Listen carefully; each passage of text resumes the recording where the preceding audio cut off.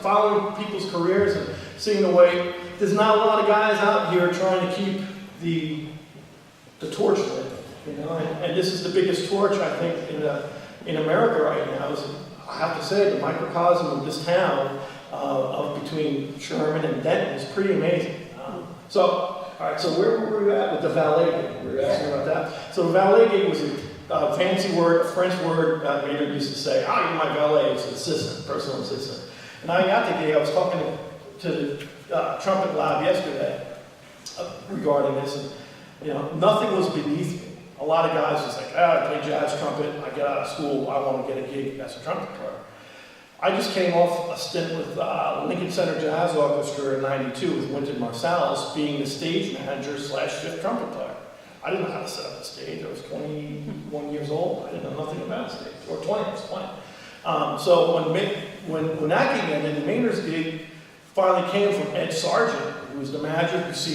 We went back and we were talking about seeing Maynard throughout the years. I got to open a couple Maynard concerts with bands I played in, so he knew my playing a little bit. I knew some guys from North Texas State. Craig Johnson was on the band. Glenn Coster. I would be little friendships with these guys, and of course Ed Sargent. So Ed called me out of the blue and goes, I don't think you would want to do this, but would you like to come as a valet? It's beneath you.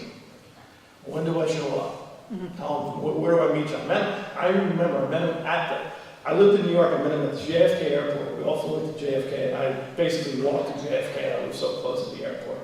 And there was the white Silver Eagle tour bus that came in, and the deal was, hey, you're going to work as a valet for a couple of weeks because there's a lot of things you have to learn, and we know you're a great player, and we want you on. But right now, it's more important that Maynard's comfortable and Maynard's needs are met. I'm like, sign me up.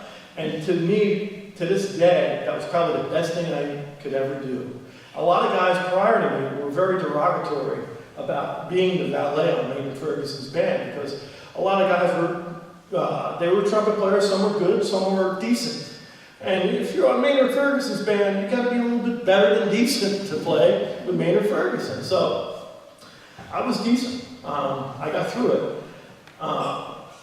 But I will never change the way that happened with going out. I did the valet gig for 2 weeks, and Maynard's like, okay, you're playing now. And so I played third parts. Prior to that, Brian Thompson was the valet that played some trumpet with Roger Ingram. And Wayne Bergeron, that was a trumpet section. That was a great trumpet section. So, but a lot of guys were derogatory that didn't want to go out with valet. And so I developed a relationship with Maynard that I knew what he ate for breakfast. Every valet knew what he ate for breakfast because we got it for him. We got his steak dinner before.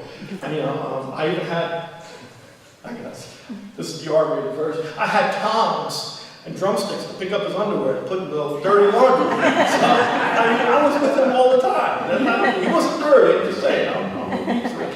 So, but these things, gave me face time with a man that we didn't sit around talking about backboards and mouthpieces and trumpets. We talked about life. I've seen him as an example treat people from India to Maine to Florida to South America as he treated people like they were his friends. He never put himself on a pedestal. And I see him, I have countless stories of me being lost in Europe. Maynard and my job was to get him off a train. We were going from Germany to Italy, and the band was in the back cars, and Maynard had a dining car. And so we got off the wrong stop. We ended up sitting in a train station in Milan, Italy for 24 hours, and we had no money. And all we had was, I had actually a baby. It was like ironic. The baby was like a triangle case full of money. But I didn't have the combination, and there was no cell phones. So we had some money. I had the baby, because Maynard either would have the baby or Ed would have the baby. For some reason, we had the baby, but I didn't know the combination. Maynard didn't know the combination.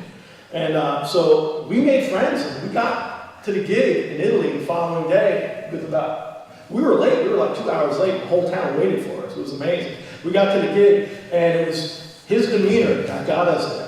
I'm flipping out. I'm hyperventilating on the train platform. He's yelling at me, breathe, Carl, breathe. This guy's like, at that time, he was in his 70s, early 70s. And here's a young kid, and he's like, we got this. We went to a bar. Some people were buying us drinks. You know, it was amazing. It was just like someone was watching out when we got to this. So countless experiences, that was the valet gig. The playing was something totally, just hearing his sound, I get choked up even in here. I hear his sound, and it's just like, poof.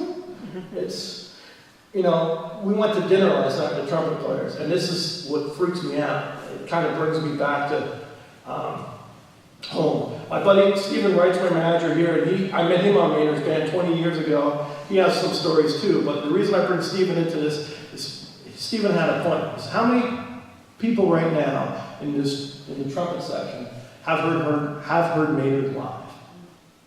Well, yeah. Guess what? The generation now hasn't heard Maynard live. And that blew my mind. Because what you hear on a recording is freaking unbelievable. But Stephen said, you go 5 feet in front of his belly, and you sit there at a small club, just like you said, it is life-changing. Same thing, forget about Maynard. And Maynard would say, forget about it. Let's look at Louis Armstrong.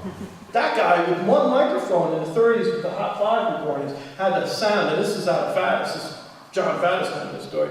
Think about it. The sound he projected with and how big his sound was captured by one microphone.